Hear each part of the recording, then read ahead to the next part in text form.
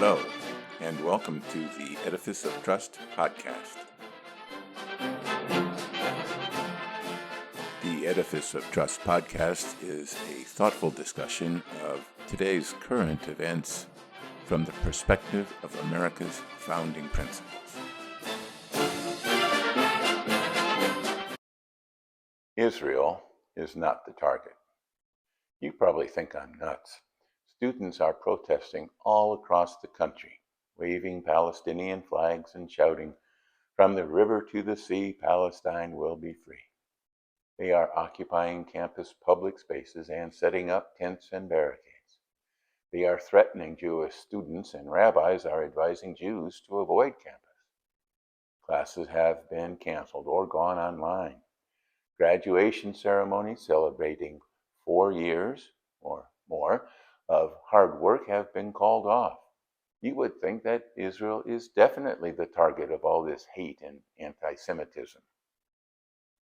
But a lot of the protesters are not students. New York City Mayor Adams reports that about 30% of the protesters arrested for the takeover of Hamilton Hall at Columbia University were not students or affiliated with the university. Most, around 60%, of those arrested at City College of New York were not students.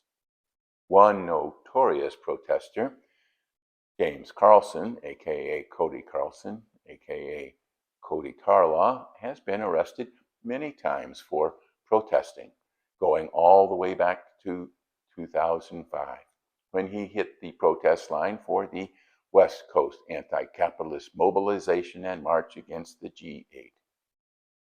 By the way, he lives in a multi-million-dollar mansion that he owns in Park Slope, Brooklyn.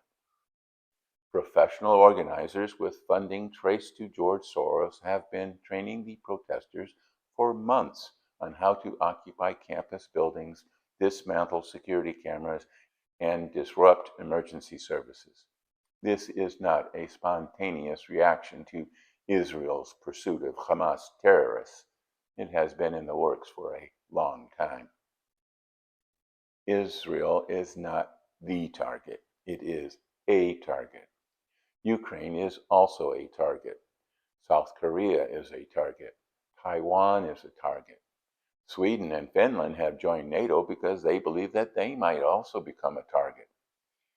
There are also many more targets. Moldova, Transnistria, the Philippines, Abkhazia, and South Ossetia are also targets. Any country or region that strives to be independent, to be democratic, to have a free market economy is a target. Israel is a target because it is the lone representative of Western civilization and culture in the Mideast. The target is the United States. There is a reason that Iran calls the United States the Great Satan. Iran's theocracy is opposed to democracy. It is opposed to freedom of religion. It is opposed to everything in our Constitution. The goal of Iran is to impose its religion throughout the Middle East.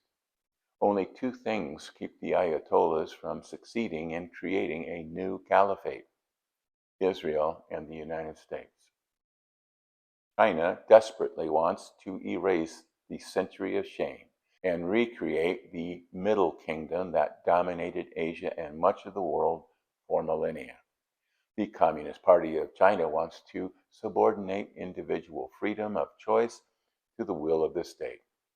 Taiwan is a thorn in their side, not only standing in their way, but also providing a beacon of hope to the oppressed masses on the mainland. The United States is blocking Xi Jinping's plans to create a Chinese world order. The United States is the target. Vladimir Putin wants to resurrect the Tsarist Empire of Greater Russia and considers the fall of the Soviet Union a great disaster.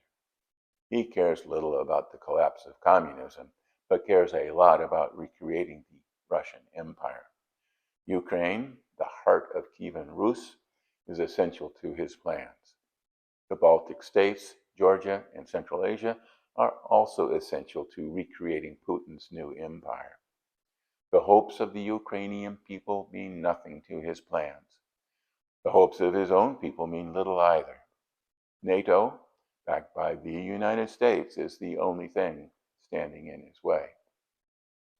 Do the protesters really understand the implications of the simplified slogans they are chanting? Do they understand that from the river to the sea means the elimination of Israel and its people? Do they understand that globalize the Intifada means persecuting Jews, not just in Israel, but all over the world? Do they understand that divest now implies damaging the companies that not only make weapons used in the Israel-Hamas conflict, but damaging the companies that protect Ukraine, NATO, and America, because they're all the same companies? I think not. Interviews of many protesters show that they have little knowledge of the real causes of the conflict. But some do.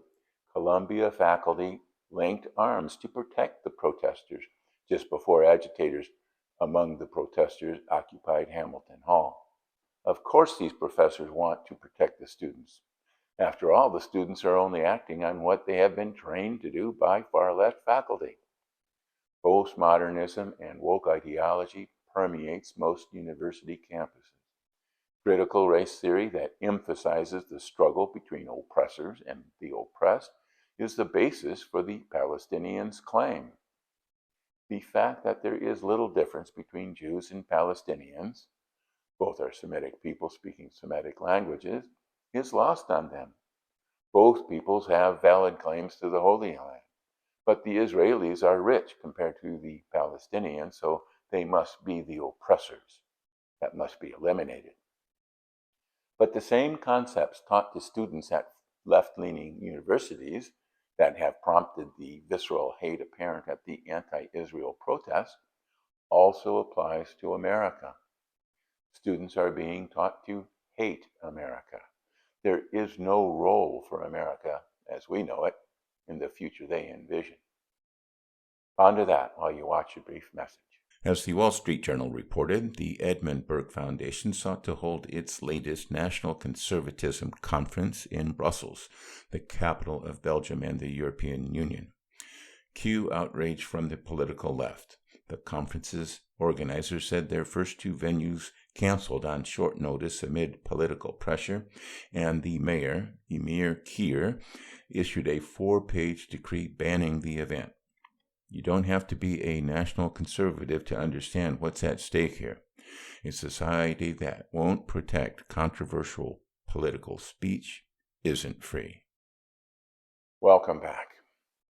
City University of New York law professor Jeffrey Lax said it clearly in an interview with Stuart Varney on Fox Business News. He stated, referring to the protests, quote, "This is not anti-Semitic. This is anti-American. This is anti-Western culture. The Jews are the low-hanging fruit. Next is America. Next is Western culture," unquote. America is the target because America is the keystone, the glue, the essential country that holds together the much disparaged Western rules-based world order. Without U.S. support, NATO would collapse. Without U.S. support, Korea and Taiwan would be absorbed by their communist neighbors. Without U.S. support, the rules-based world order would disintegrate. But if the cost to the United States of maintaining that rules-based world order is high, the cost of its disintegration would be even higher. Our prosperity is based on that world order. Our safety is based on our network of allies within that order. Many Americans have died maintaining that Western world order, but many more of our allies have also died. South Korean military battle deaths were 5 times those of the U.S., and civilian deaths in the South were estimated to be around 1 million people. South Vietnamese battle deaths far exceeded ours in a losing effort against an enemy that still oppresses their people after Americans grew tired of war. Without our U.S.-led Western world order, the world would be a very nasty place.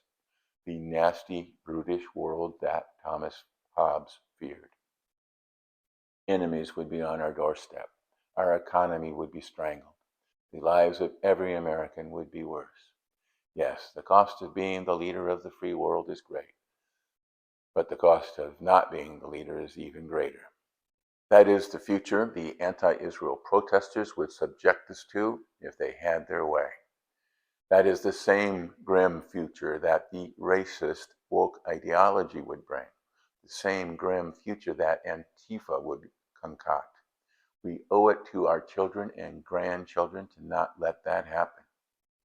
It is time to stop treating these protesters with kid gloves.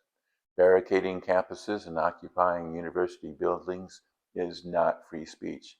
It is criminal trespass. The protesters are demanding amnesty for their criminal behavior. I think we should give them some time instead. Thank you for watching.